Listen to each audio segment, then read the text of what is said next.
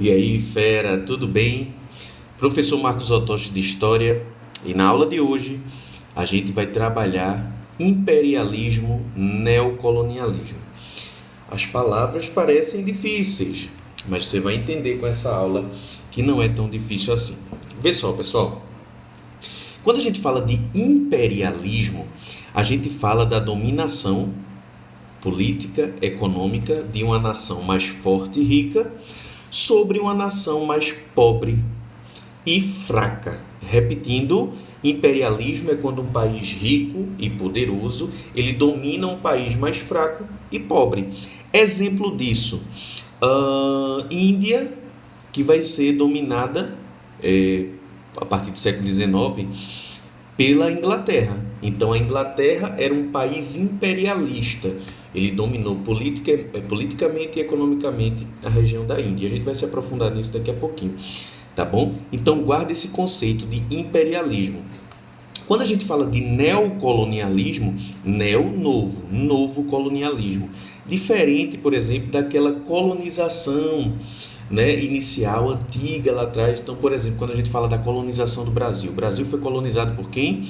Por Portugal. Portugal veio para cá, explorou o pau-brasil, cana-de-açúcar, depois o ouro na região das Minas Gerais. Lembram disso? Pronto. Só que agora a gente está falando de uma outra forma de colonização, o chamado neocolonialismo. Qual é a diferença, Otoshi, desse neocolonialismo, desse imperialismo do século XIX? É o seguinte, pessoal. Países poderosos da Europa foram para a Ásia, para a África, para explorar esses territórios. Eles foram em busca de quê, basicamente? Qual é a ideia do neocolonialismo? Eles vão para a Ásia e para a África em busca de mercado consumidor para suas mercadorias, né, para seus produtos. Eles vão atrás de mão de obra, eles vão atrás de matéria-prima, tá certo? E esses continentes também vão servir como escoamento populacional. A Europa, né, os seus países estavam lotados de gente, então uma forma de tentar escoar essa população é mandando para a Ásia e para a África. E aí você pode estar se perguntando do outro lado da tela, fera.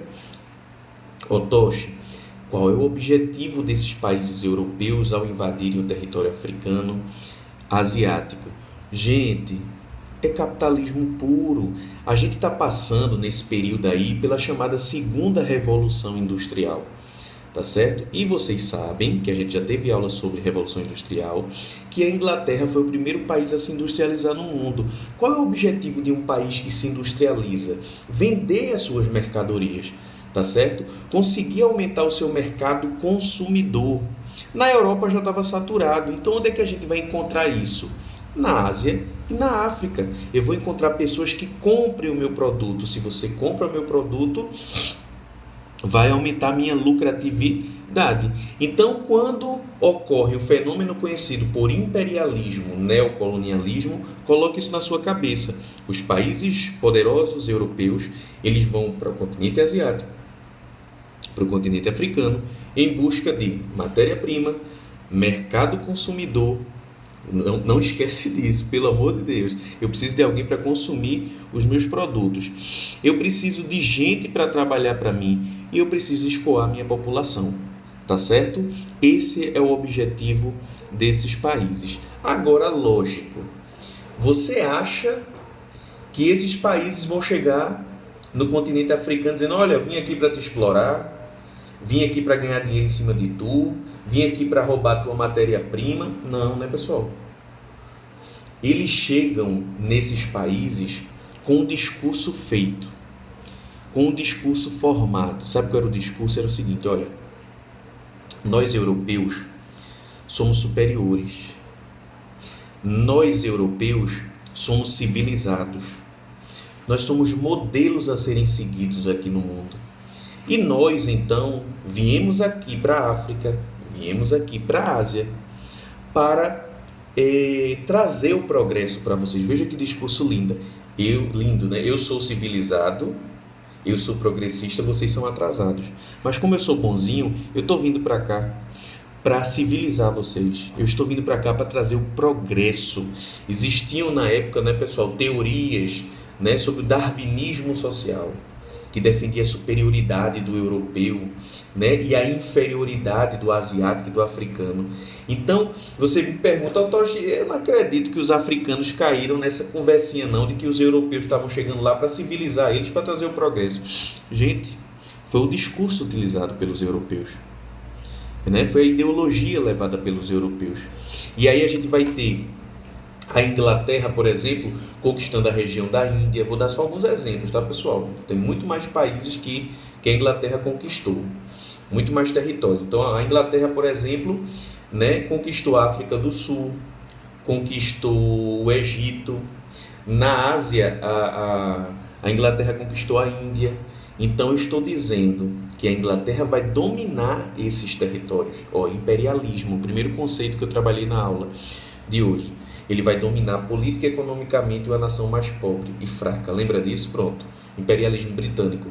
Já, por exemplo, a Bélgica vai dominar a região do Congo na África. E aí a gente tem um rei Leopoldo, um cara extremamente sanguinário que vai provocar, né, muita violência na região do Congo, né, trabalho forçado, uma coisa horrorosa.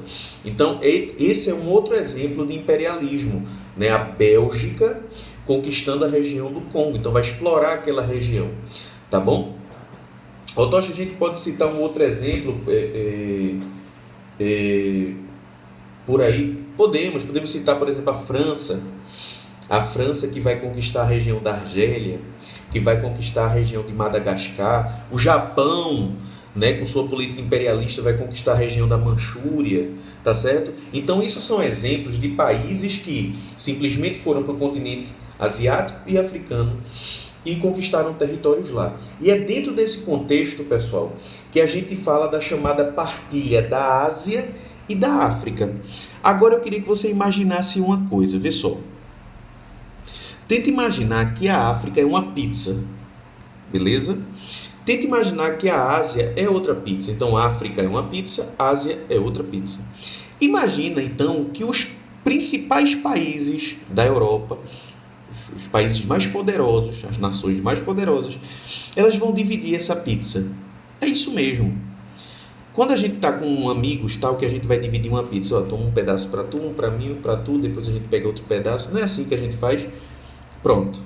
A mesma coisa vai ser com o continente africano e asiático. Eles vão dividir esse território entre eles. Veja que coisa absurda. Eu não estou falando de dividir comida, pessoal. Eu estou falando de divisão de território.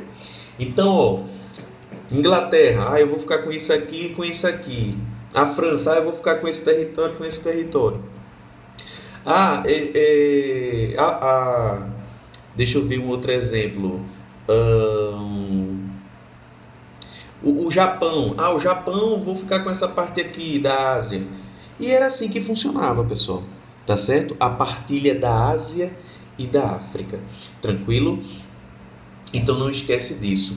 Uma consequência direta do chamado imperialismo, neocolonialismo, vai ser a Primeira Grande Guerra Mundial, né? Gente, na Primeira Grande Guerra Mundial, quando se pergunta qual foi a grande causa da Primeira Guerra Mundial, costumam dizer para vocês o seguinte: olha, a grande causa da Primeira Guerra Mundial foi o assassinato do arquiduque Francisco Ferdinando. Não, gente, isso foi um detalhe, tá certo? A grande causa da Primeira Grande Guerra Mundial foi a disputa por territórios. Isso sim foi que acirrou os ânimos e levou à Primeira Guerra Mundial.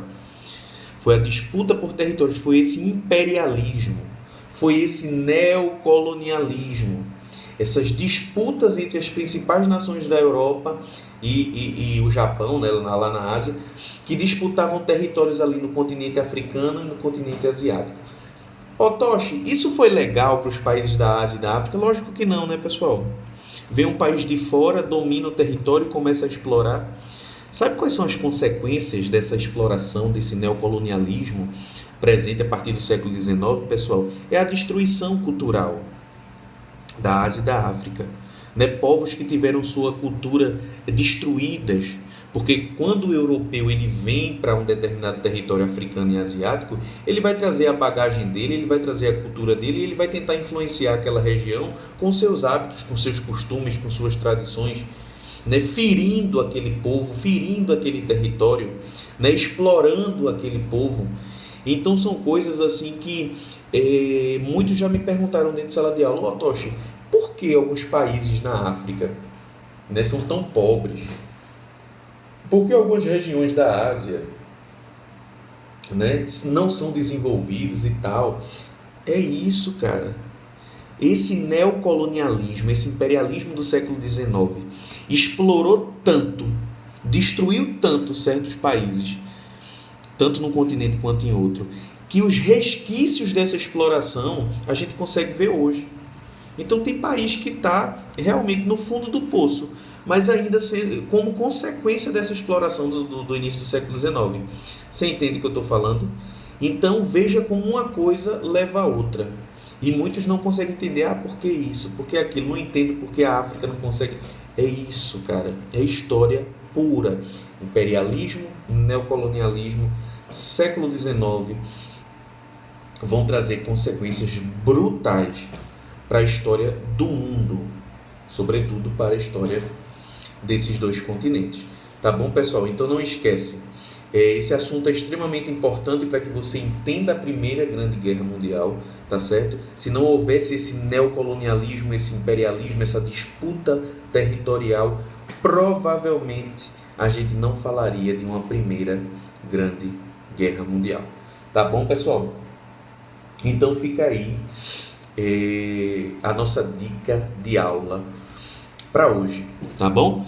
Gente, obrigado pela presença de vocês. Quem gostou da aula, deixa o seu likezinho, tá bom? Se inscreve no canal, ativa lá o sininho para você receber as notificações toda vez que eu postar um videozinho, tá bom? Indica para os amigos.